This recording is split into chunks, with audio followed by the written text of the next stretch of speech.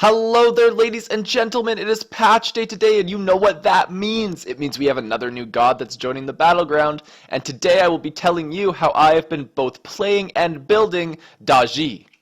Now, Daji is a pretty interesting god up to this point. She takes a bunch of abilities that seem to be knockoffs from other gods and then puts them all in one kit. So I'm going to explain how I've been playing, what I've been building, and how you too can have as much fun as me. So let's start by talking about what Daji's abilities are, what they do, and let's just dive right in. So first, her passive is a bleed. Very simply, you attack someone, these auto attacks now apply a bleed. The bleed is nothing significant, it's like 7 base damage and then a very minimal amount of power. Moving into the core abilities, her first ability is Arachne's first ability, except it doesn't heal. So it's a steroid, you hit hard as hell on the first hit, and then it does a bit of tick damage afterwards. Her second ability reminds me a lot of Isis's Wind Gust ability, except instead of it being in a line, it's in a giant cone in front of her. All of her abilities also apply her passive, so along with the first ability, the second ability is also going to apply the bleeds. What's important to note about the second ability is you are moving faster and you are not affected by slows. Daji's third ability is a lot like Loki's ultimate, except it doesn't hit as hard. It scales at 100%, so this move does ridiculous damage late game, but what it basically does is you teleport to the target, deal damage in an area around. Daji's ultimate, she stands on a pillar, and then she has 3 shots, and these shots have to be done really quick. There's a very strict time limit on this ability. But then, basically, if you can land these chains, it's like a combination of Rama's ult and Ares ult. So you do the skill shot, you get your snipes, and then you pull them into the pole and it does damage.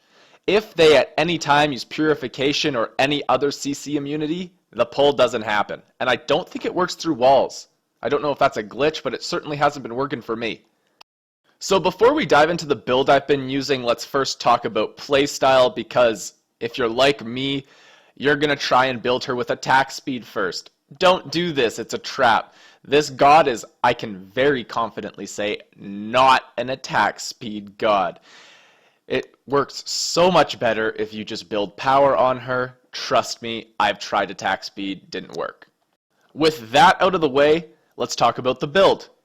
So the build I'm using in this Conquest game right now is the build that I have been using. But then I reread the patch notes and realized that the Shifter's Shield thing actually went through, it didn't get reverted. So Shifter's Shield needs to be on this build, so I'm going to put on screen now what I think the build should be. So let's talk about it. In Conquest, you start with Bluestone, because obviously, if it's an ability-based character, you want to start with Bluestone.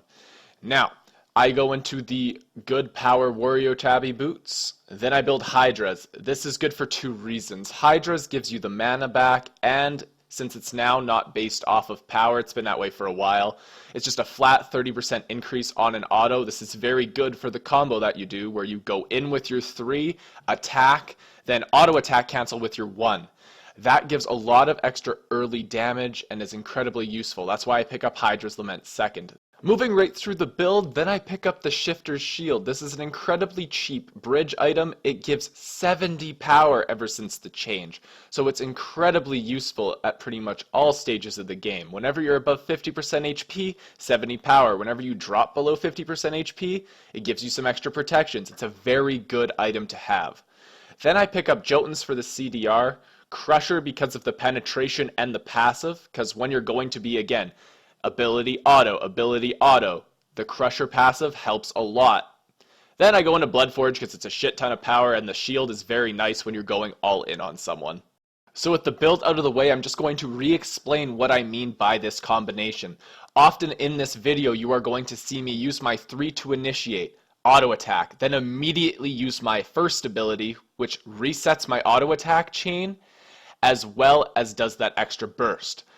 The auto attack cancel on this god is the only thing that makes it have a lot of burst.